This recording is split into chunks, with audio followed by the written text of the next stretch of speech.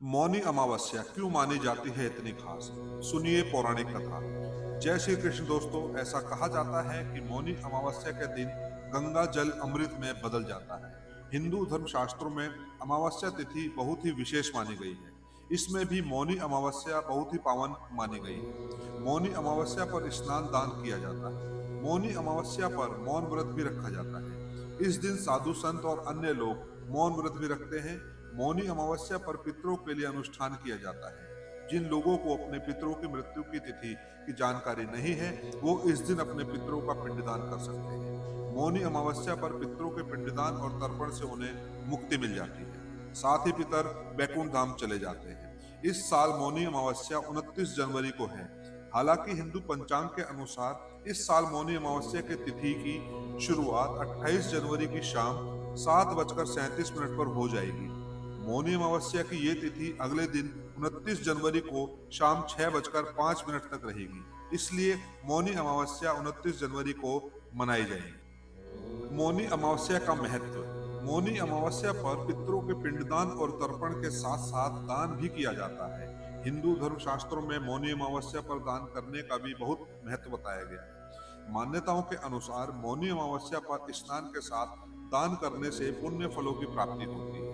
मौनी अमावस्या पर दान के लिए सबसे अच्छा समय ब्रह्म मुहूर्त का माना जाता है। मौनी अमावस्या पर ब्रह्म मुहूर्त सुबह 5:25 पर शुरू होगा। ये मुहूर्त सुबह 6:18 तक रहेगा। मौनी अमावस्या पर व्रत भी किया जाता है। मौनी अमावस्या का व्रत करने से आत्म संयम, शांति और मोक्ष प्राप्त होता है। शास्त्रों में कहा गया है कि मौनी अमावस्या का व्रत करने से समाज में मान सम्मान बढ़ता है।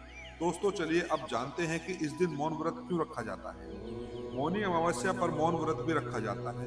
इस दिन लोग आत्म संयम और मानसिक शांति के लिए मौन व्रत रखते हैं। साधु संत इस दिन मौन व्रत रखते हैं क्योंकि मौन मन को कंट्रोल में रखने और ध्यान में एकाग्रता का सबसे सशक्त माध्यम है। शास्त्रों के अनुसार मौन व्रत से व्यक्ति अत्याधुनिक उन्नति प्राप्त करता है। इस साल की मौनी अमावस्या बहुत ही विशेष है। भगवान सूर्य इस समय मकर राशि से गोचर कर रहे हैं। वहीं 29 तारीख को चंद्रमा भी मकर राशि में गोचर करेंगे। गुरु पंचम भाव में विराजमान है। ऐसे में एक उत्तम स्थिति बन रही है। इस दिन सिद्धि योग का भी निर्माण हो रहा है। महाकुंभ में इस दिन अमृत स्नान किया जाएगा। इस वजह से इस साल की मौनी अमावस्या बहुत विशेष रहेगी। इस दिन अगर आप व्रत रख रहे हैं तो प्रातः उठकर सबसे पहले स्नान करें और फिर भगवान विष्णु और भगवान शिव की पूजा करें। साथ ही मौनी अमावस्या की व्रत कथा सुनें। पौराणिक कथाओं के अनुसार मौनी अमावस्या के दिन मनु ऋषि का जन्म हुआ था। इस दिन मौन व्रत का विधिवत श्री हरि भगवान विष्णु जी की पूजा अर्चना करने से मुनि पद की प्राप्ति होती है। सनातन धर्म में अमावस्या तिथि का विशेष महत्व है। शास्त्रों के अनुसार जब सूर्य और चंद्रमा के बीच का अंतर शून्य हो जाता है तो अमावस्या तिथि का योग बनता है। धार्मिक मान्यताओं के अनुसार अमावस्या की तिथि भगवान विष्णु को अत्यंत प्रिय है।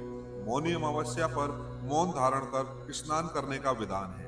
इस दिन पीपल के पेड़ व भगवान विष्णु की विधिवत पूजन भी काफी महत्वपूर्ण माना जाता है। स्कंद पुराण में वर्णित एक कथा के अनुसार बिना व्रत कथा पाठ किए किसी भी व्रत को पूर्ण नहीं माना जाता है। अगर आप मौनी अमावस्या के दिन व्रत रख रहे हैं तो इस व्रत कथा को जरूर सुनें। मौनी अमावस्या की व्रत कथा। आइए जानते हैं असंभव को भी संभव करने वाली मौनी अमावस्या व्रत की चमत्कारी कथा। इस मंगलकारी अद्भुत कथा का आनंद उठाएं और अंत तक हमारे साथ बने रहें। भक्तों, पौराणिक कथाओं के अनुसार कांचीपुरी में एक ब्राह्मण अपनी पत्नी धनवती, 7 बेटों और बेटी गुणवती के साथ रहा करता था। उस ब्राह्मण का नाम देवस्वामी था। देवस्वामी के 7 बेटों का विवाह हो गया, लेकिन बेटी गुणवती अभी तक कुंवारी थी।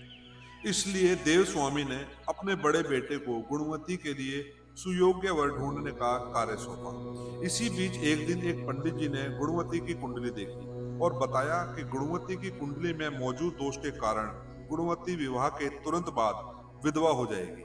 ऐसा सुनकर देवस्वामी के पैरों तले जमीन खिसक गई। घबराते हुए उसने पंडित जी से इस घोर संकट से बचने का उपाय पूछा। तब पंडित जी ने कहा कि सिंगल द्वीप में सोमा नाम की एक धोबिन रहती है। वह विष्णु जी की परम भक्त है। उसे यहाँ ले आओ। उसकी पूजा में इतनी शक्ति है कि वह गुणवती को विधवा होने से बचा सकती है। पंडित जी के कहने पर देव स्वामी का छोटा बेटा और गुणवती स्वयं सोम को लाने के लिए निकल पड़े। रास्ते में सागर पार करने के बाद थके हारे दोनों भाई बहन एक पेड़ के नीचे आराम करने लगे। उस पेड़ पर एक गिद्ध का घोंसला भी था।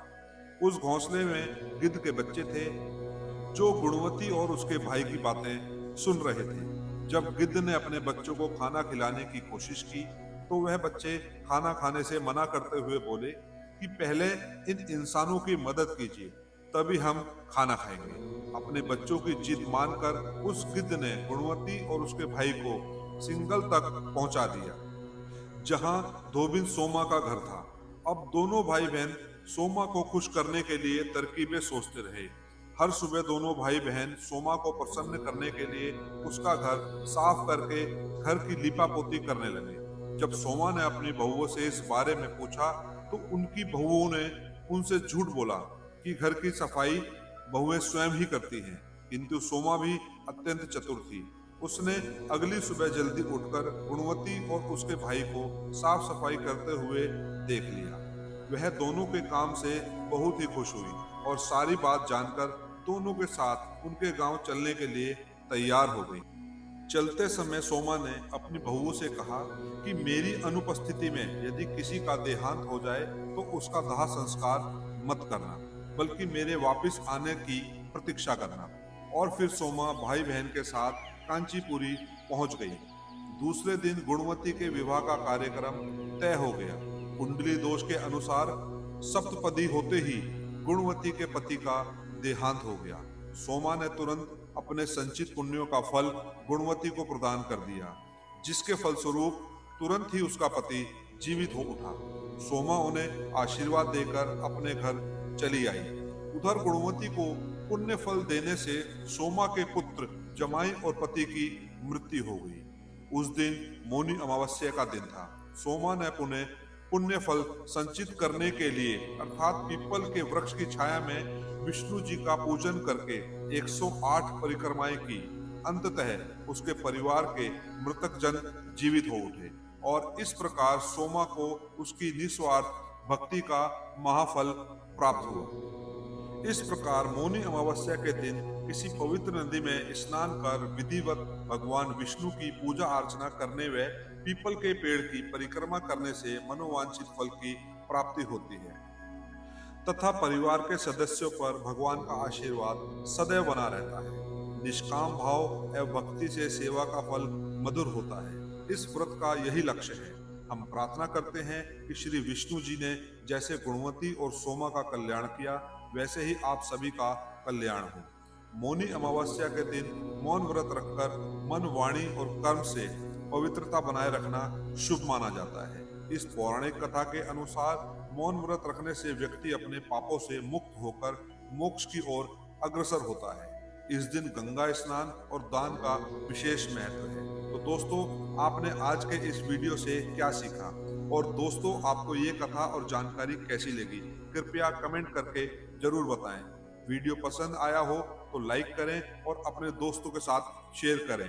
कमेंट बॉक्स में जय श्री कृष्ण लिखना ना भूलें और ऐसी बहुत सारी कहानियों को सुनने के लिए चैनल सब्सक्राइब जरूर करें। धन्यवाद दोस्तों।